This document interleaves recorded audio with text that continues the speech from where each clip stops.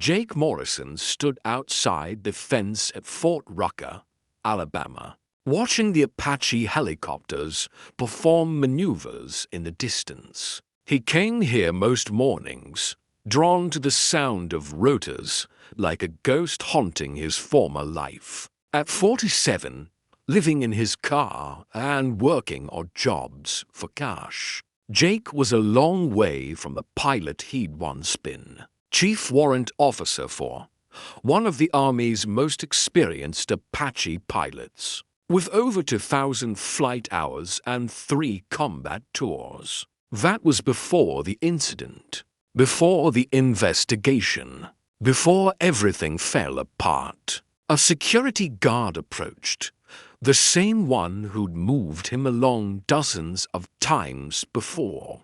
But today, someone else was with him, an Army captain. "Sir, are you Jake Morrison?" Jake straightened instinctively, old habits dying hard. "Yes, sir." The captain studied him. "Former CW-4 Apache pilot?" Jake nodded slowly, wondering if this was some kind of trouble. "That's right. 10 years ago." The captain smiled slightly.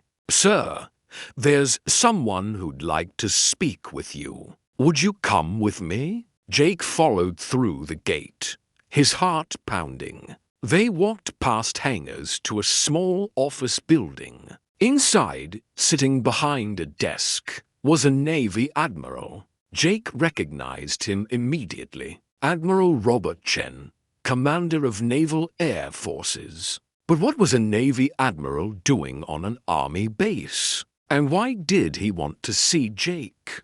The Admiral stood, extending his hand. Morrison, thank you for coming. Please sit." Jake sat, confused and wary. Admiral Chen settled back into his chair. "I'm going to be direct. 10 years ago, you were investigated for allegedly violating engagement protocols during a mission in Afghanistan. You were cleared of criminal charges, but quietly pushed out. Medical discharge for PTSD. You've been homeless for 8 of those 10 years. Is that accurate?" Jake's jaw tightened. "Sir, I don't understand what this is about." The Admiral leaned forward. "It's about the truth, Morrison, and about a debt that's 10 years overdue." What happened next would shatter everything Jake thought he knew about that mission, and prove that sometimes justice takes a decade to arrive. If you've ever been wrongly accused and lived with that weight, stay with me. Admiral Chen opened a file. October 15, 2014. You were flying close air support for a SEAL team under heavy fire. You engaged targets in a compound despite being told by command to hold fire due to concern about civilian casualties. 3 insurgents were killed. The mission was successful. The SEAL team extracted safely. But you were investigated because command claimed you violated ROE. What they didn't tell you is that the order to hold fire came from a commander 300 miles away who was looking at faulty intelligence. The SEALs on the ground were screaming for air support. You saved 7 lives that day, Morrison. Jake felt his world tilting. "I know I saved them, sir, but the investigation said I made a reckless decision." The Admiral's face hardened. The investigation was a cover-up. That commander who gave the hold order, he'd been feeding bad intelligence for months, trying to minimize engagement to look good for his promotion.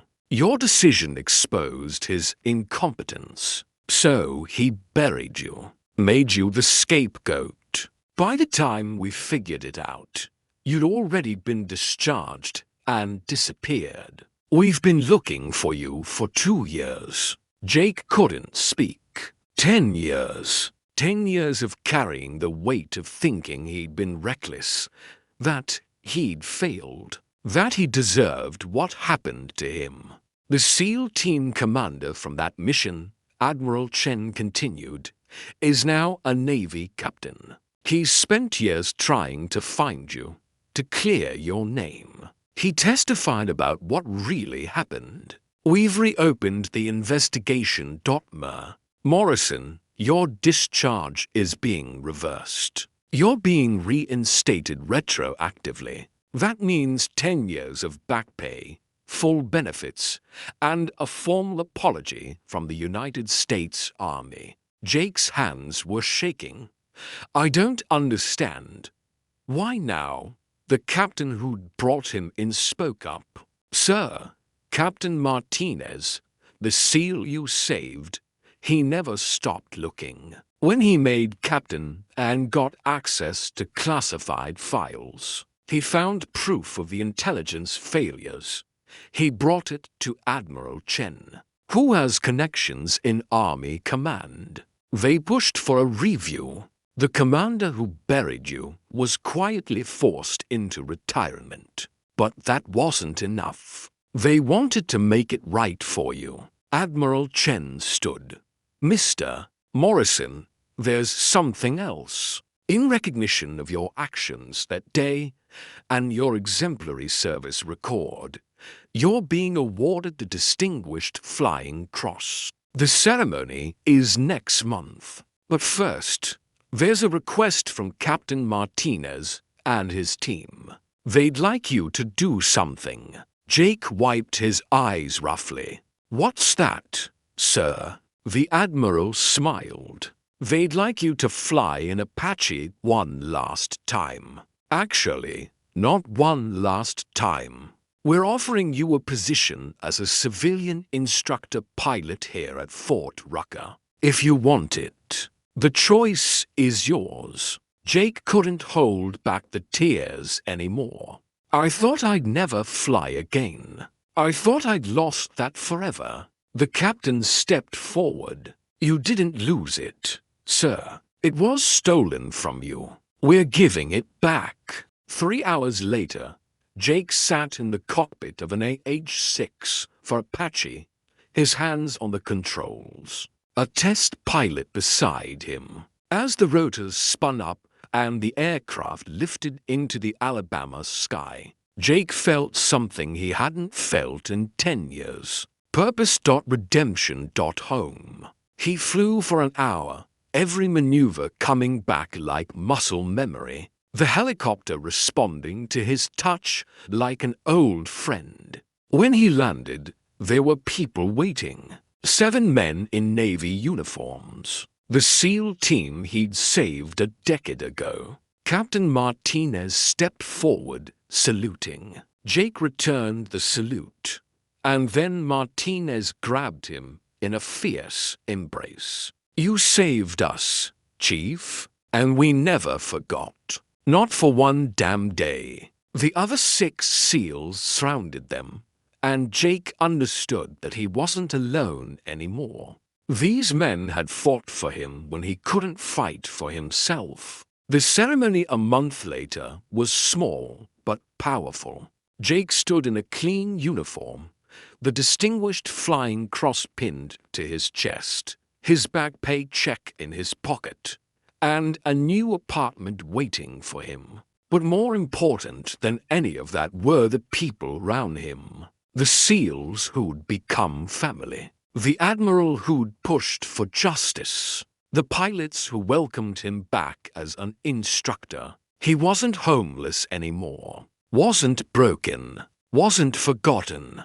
In a world where bureaucracy often crushes individuals, where one person's career ambitions can destroy another's life, Jake's story reminds us that truth eventually surfaces. That some people never stop fighting for what's right. If this moved you, remember that homeless veterans aren't failures. Many are victims of systems that failed them. Support organizations that help them. Advocate for reform in how we treat those who serve. Jake asked to fly the Apache one last time. and an admiral revealed the truth that gave him his life back. But thousands of others are still waiting for their truth, their justice, their chance to come home. Thank you for believing that it's never too late for redemption, that the guilty should be held accountable, and that those who serve deserve more than empty gratitude. They deserve action.